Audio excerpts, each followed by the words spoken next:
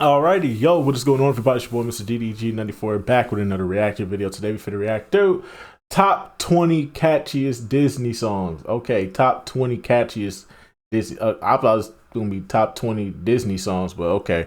Yeah, man, Disney songs off rip. You got a friend in me. Pause. No, dig. that was my shit back in the day. Damn, I can't really think of Oliver and Company. Who could forget Oliver and Company? Hey man, people don't know about Oliver and Company, man.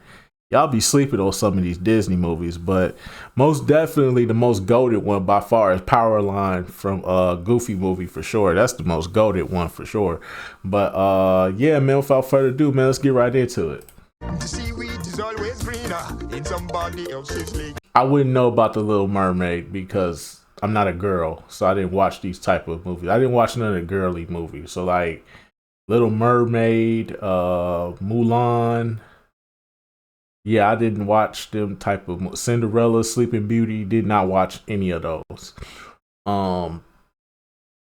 Yeah, weren't my cup of tea because they were girly movies.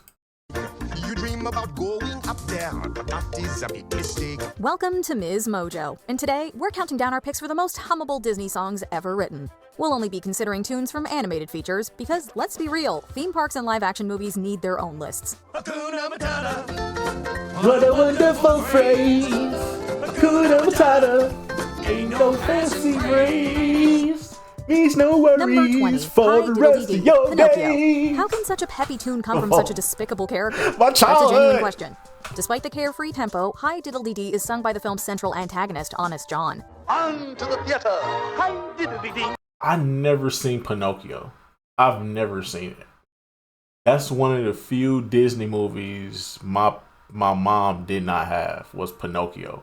Because a lot of Disney movies I had, my mom had when she was growing up. So all the VHS tapes and all that stuff, yo, all them shits was mostly my mom's. And then like, you know, as the years went on, the Toy Stories, the Hercules, the Hunchback of Notre Dame, Monsters Incorporated, all them type of movies that came out, George of the Jungle, all that shit, all those shits was mine. But like anything before 1994, yeah, I wouldn't have known about. Those weren't mine. An actor's life for me. In fact, it's often cited as Disney's first villain song ever. Talk about making a good first impression. There's a certain step to Hi Diddle Dee Dee's beat that's simply irresistible. Hi, diddly-day. An actor's life is gay. It's great to be a celebrity.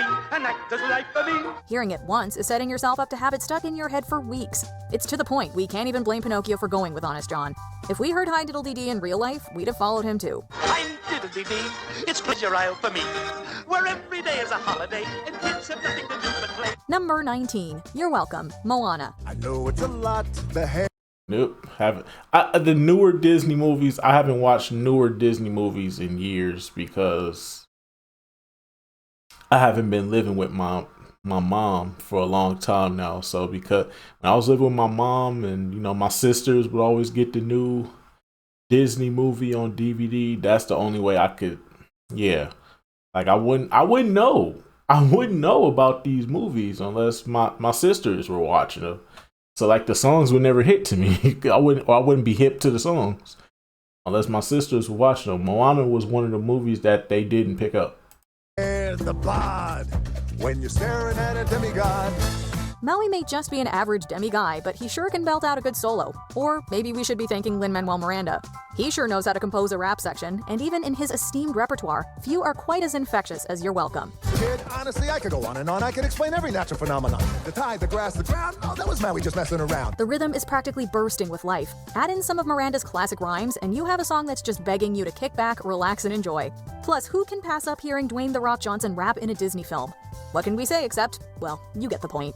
What can I say except you're welcome? Number 18, Hi-Ho, Snow White and the Seven Dwarfs. Once There's again, no denying that the another original cartoon Disney I was princess not- has some pipes. I'm not but when the privy credits to. roll on Snow White, I it's didn't not any own, of her or I songs didn't you'll be watch. rushing to replay. Nope, that honor belongs to Hi-Ho. Hi-ho, hi-ho, it's home from work we go.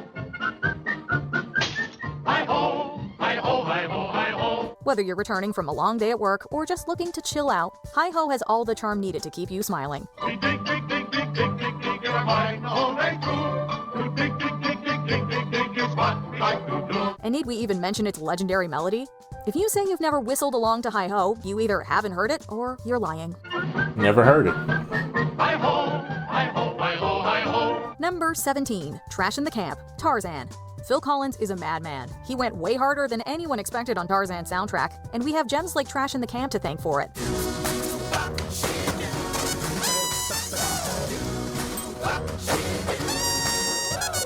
It's electric, it's fresh, it's hummable, and it's entirely built from natural sounds. There's a clacking typewriter, rattling silverware, ripping cloth, and an elephant playing the horn. Just go with it. Stay with me, fellas. I feel something happening here. Collins quickly ramps up the funk. I barely remember this movie. I only watched this movie 2 times. Yeah, I wasn't interested in this movie. This movie had I had least interest in this movie. This movie was very boring. I'm not gonna lie to you. This was probably one of the most boring Disney movies they put out. So I'm not really familiar with it. All I remember was that it was boring, and I kept like drifting off to sleep on this damn movie. Too much talking. Building the disparate parts into a scat-like chorus that's tailor-made to make you get up and dance. Or, in Tarzan's case, swing from some vines. Trash in the Camp is basically a whole party wrapped into one outstanding beat. What more could you ask for?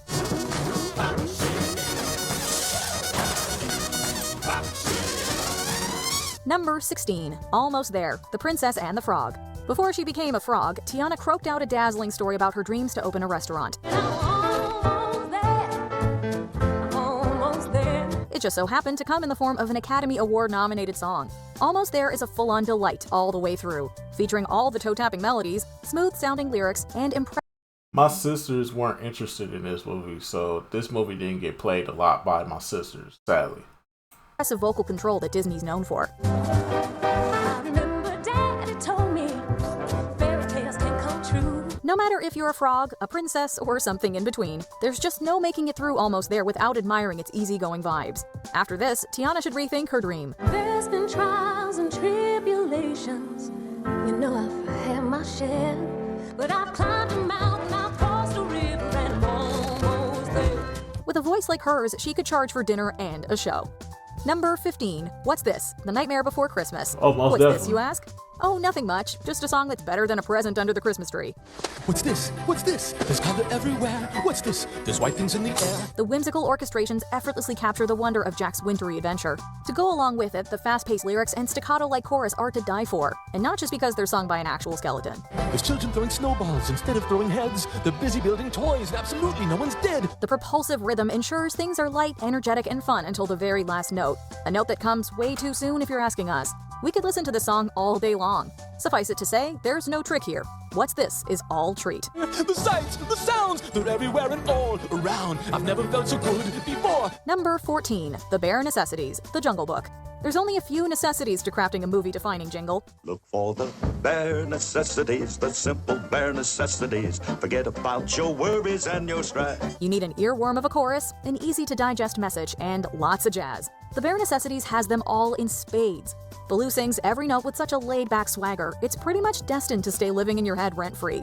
To prove it, almost everyone walks out of The Jungle Book knowing this song's chorus by heart. Look for the bare necessities, the simple bare necessities. Forget about your worries and your strife. It's just that memorable, and heartwarming, and mellow. We could keep going. Baloo isn't kidding when he says the Bare Necessities is really all you need. I mean the bare necessities are Mother Nature's recipes that bring the bare necessities of life. Number 13. Zero to Hero, Hercules. Most definitely. My soul, Herc was on a roll. Another week in every Greek opinion poll. Herc needed a good old-fashioned montage track, and like a gift from Olympus, the muses descended and delivered a rock anthem for the ages. Zero to Hero is everything a showstopper should be. There's nothing in the rest of Hercules' soundtrack, or really many Disney films at all, that match its pulse-pounding tempo. It doesn't ever let up either. Instead, the beat continues to grow all the way into a dizzying finale that has more flair than it knows what to do with. Who was the gladiator? Hercules. Who's down needs a break theater? Hercules. If Herc puts the glad in Gladiator, then the muses put the her in Hero. Number 12, Hawaiian roller coaster ride, Lilo and Stitch. Peanut butter and jelly, Lilo and Stitch, Hawaiian lyrics and acoustic instrumentation. They're simply a perfect match, and if you need convincing, one listen to Hawaiian roller coaster ride should do the trick.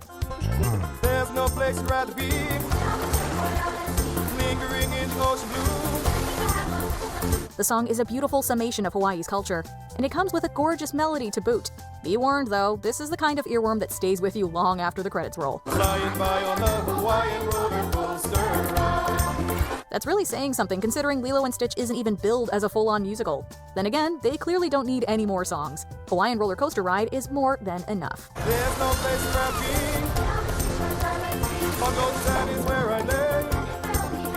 I play till the sun sets beyond the horizon. Number 11, Why Should I Worry? Most Oliver and definitely, Company. man, Back in 'cause come 1988, on, Dodger asked a God. very simple question. Every song on this movie slap, bro. This is why this movie a classic, bro. Every song on this movie slap, bro. Disney was in their bag on this one, bro. They was in their bag on this one, bro, for sure. Most definitely, man. Oliver and Company, they was in their fucking bag on this one, bro. Every motherfucking song on here slap, bro. I got streets out my head. Who knew that by answering, he put himself in the center of an absolutely unforgettable song. These days, Why Should I Worry answers itself. To put it in Dodgers' words, 1 minute he's in Central Park, and the next he's bringing all the groove you could ever want and then some. 1 minute I'm in Central Park, and I'm down on the Lazy Street. And that chorus, we could fill an entire list with reasons why it's so iconic. Namely, the fact that you can listen to it over and over without getting tired of it. Why should I care? When I have it down, I got streets out my head. Rest assured, when it comes to Oliver and Company's music, there's not a thing to worry about. Number 10, Cruella de Vil, 101 Dalmatians. Cruella de Vil, Cruella de Vil. If she doesn't scare you, no evil thing will. Roger Radcliffe sure knows how to write one heck of a tune, and about a terrifying villain at that. Not only does his musical creation let us know that we should be very afraid of Cruella before we formally meet her, it's also wildly Is it weird to say that I love this type of animation in this type of animation in these movies? Like, I love this old 40s, 60s animation because they move so realistic even though they in 2D form. Like, hold on, go back real quick. that we should be very afraid of Cruella like, it feels so lifelike though in cartoon form. I love this type of animation and I just don't know why. Maybe because I just grew up with it throughout my childhood, but I love this animation. Before we formally meet her, it's also wildly memorable. She's like a spider waiting for the kill. Roger, Look she'll out hear for you. Cruella de Vil. Granted, Cruella de Vil is relatively short, but that doesn't even matter because it manages to work so much into its melody and lyrics, giving us a concentrated, snappy jazz masterpiece. The world was such a wholesome place until Cruella de Vil. It's no wonder it becomes a major success by the end of the film. We're clearly not the only ones who love it. Seen her kind of eyes watching you from underneath the rock. Cruella de Vil. Number 9, Friend Like Me, Aladdin. Most There are a definitely. lot of Aladdin songs that stay with us long after they finish playing. Prince Ali, for one, is a certified bop.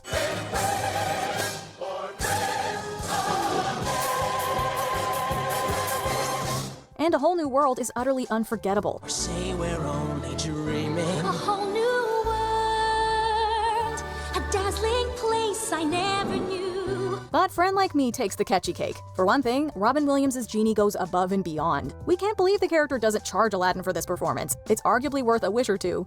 Never had a friend like me. Oh my. No.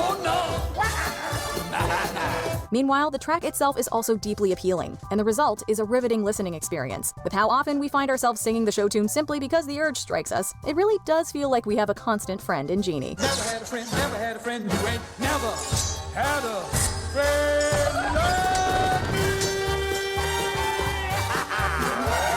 Number 8, Bibidi Bobby Boo, Cinderella. Do it with us now. Bibidi Bobby Boo. We don't have to understand what the fairy godmother is saying in this novelty tune to walk around imitating her. Salagadoola, menchikaboola, bibbidi bobbidi boo.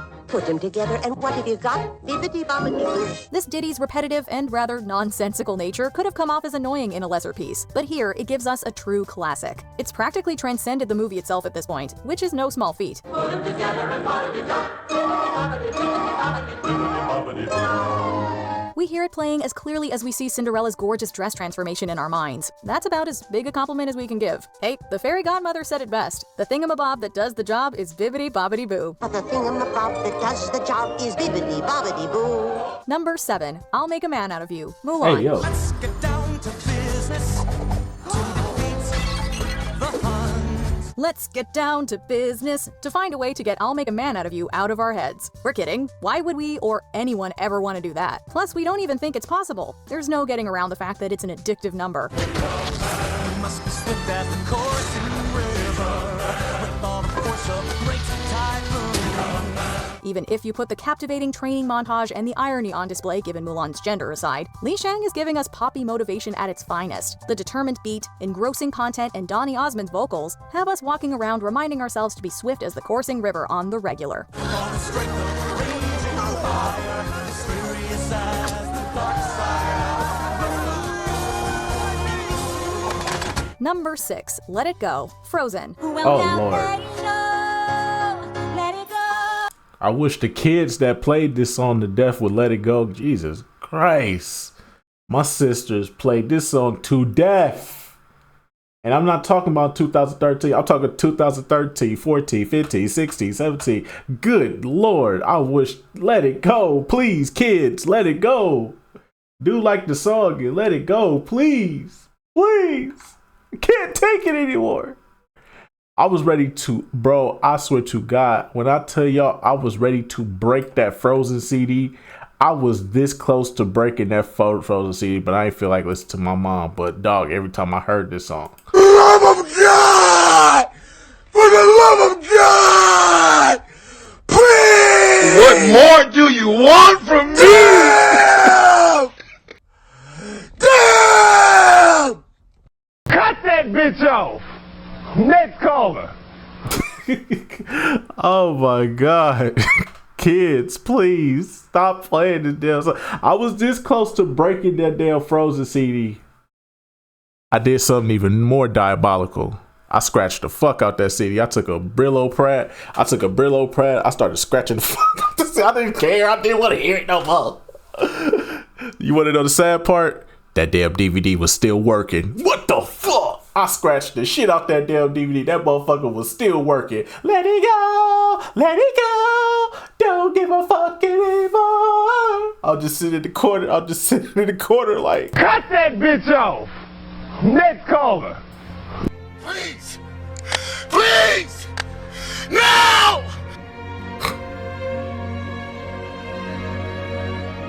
oh my God.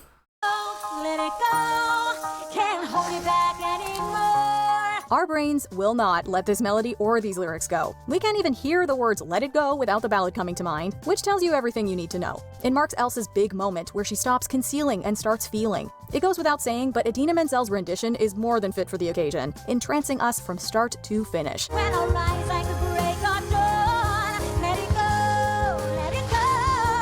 that perfect girl is gone. It hasn't become a phenomenon in its own right by accident. We also now associate wanting to build a snowman with another aptly titled Frozen number. Shout out to this movie for giving us a stellar soundtrack we won't soon forget. Do you want to build a snowman or ride our bike around the halls? I think some company's overdue. Number 5, Eye to Eye, a Goofy movie. Most definitely. There's nothing funny about what an absolute bop Eye to Eye is. Goofy and Max joining fictional superstar Powerline on stage as he performs is a total treat. And this is the perfect song to underscore the moment. If we listen to each other, Max is on the tip.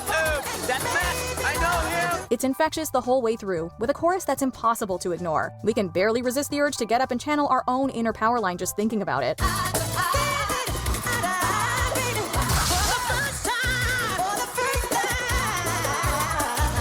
We definitely could never match what Tevin Campbell brings to the table, but we always have a wonderful time trying as we groove. If we listen to each other's heart, we'll probably hear Eye to Eye blasting.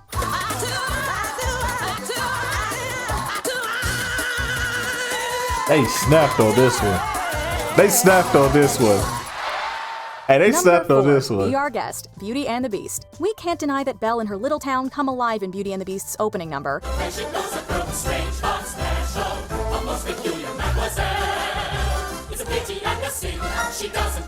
But Lumiere, Mrs. Potts and company have been living, or should we say dining, in our heads rent-free ever since we first heard Be Our Guest. Try the gray stuff, it's delicious. Don't believe me? Ask the dishes. They can sing, they can dance. After all, miss, this is France. Howard Ashman and Alan Menken tapped into something special when crafting this one, bringing together a magical melody and enchanting lyrics that effortlessly hook us. Combine that with Jerry Orbach and Angela Lansbury's magnetic take on the material, and you get a Broadway-style feast that never exits your consciousness. If you're stressed, it's Be Our Guest we suggest.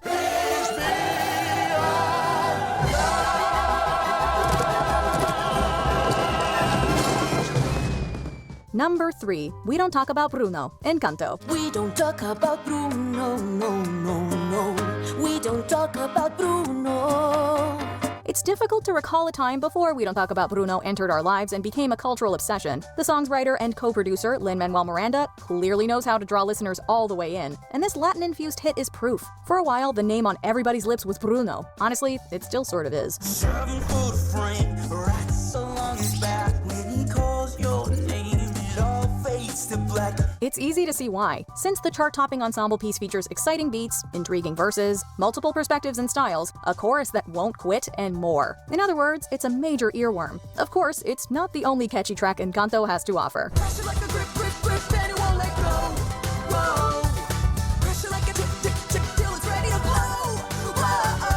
Number 2, Under the Sea, The Little Mermaid. From Les Poissons to Poor Unfortunate Souls, the musical offerings in this film are endlessly melodic. Yes, I've had the odd complaints, but on the whole, I've been a saint. To those poor unfortunate souls. Under the Sea is the prime example of that. Our feet may be on land, but deep down, we're always cutting a rug where life is the bubbles. That's because Sebastian's showstopper is everything. Under the sea, under the sea.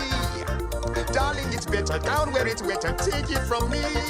As we know, Ariel ends up doing her own thing, not taking the crab's pro-sea arguments to heart. Still, we have a hard time believing the track doesn't stay with her once she's human. We know it's had a long-lasting impact on us. Use it to me. What do they got? A lot of sand. We got a hot Christmas band. These little clowns, you know how to jam there under the sea. Seriously, there are very few days where we don't find ourselves thinking about and humming it. Before we continue, be sure to subscribe to our channel and ring the bell to get notified about our latest videos. You have the option to be notified for occasional videos or all of them. If you're on your phone, make sure you go into your settings and switch on notifications. Number 1, Hakuna Matata, Most The Lion definitely. King. There are several tunes from The Lion King we'll never get enough of. Oh, I just can't wait to be king. I Just Can't Wait to Be King and Be Prepared are standouts. These my teeth and ambitions are bad. Be prepared. And our existence wouldn't be the same without Circle of Life.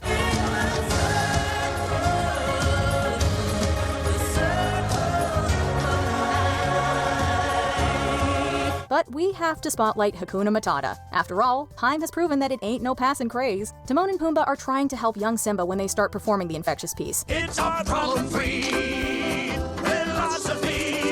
Hakuna Matata. Pretty soon, he's joining in and ultimately growing up. But they don't only get Simba on board, we're jamming and vocalizing along too. Now, every word has embedded itself into our brains, and the titular philosophy is part of us. No complaints or worries for the rest of our days here, though.